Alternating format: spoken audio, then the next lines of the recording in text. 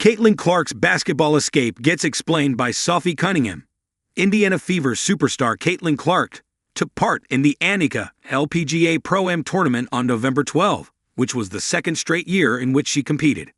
Clark was interviewed in the middle of her round and was asked whether her having been sidelined for much of the 2025 wnba season due to injuries meant she was able to play more golf over the past few months. "Unfortunately, it means I've played less, just because I wasn't able to get out there with some of the injuries I've been dealing with. But now I'm feeling back to 100%, so been trying to take advantage of the fall weather in Indianapolis before it gets too cold, getting in as much as I can. Obviously, I stay pretty busy, so I don't get to play as much as I would like. But when I do, it's always really fun," Clark said, per an ex-post from at Ericaf 455.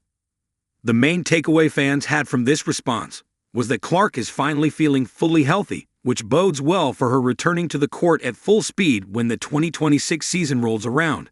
And rightfully so. However, it's also interesting to hear how regretful Clark sounded when addressing how her injuries have also kept her off the golf course. Sophie Cunningham speaks on golf being Caitlin Clark's getaway.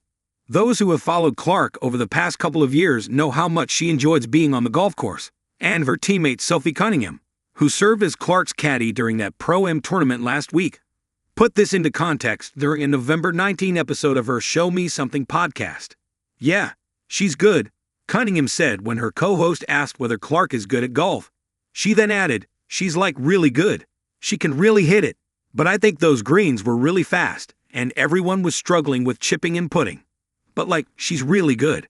Cunningham suggesting that golf is Clark's escape from basketball, fame, and everything else the 23-year-old global superstar must deal with daily, speaks volumes about how much 22's time on the course means to her.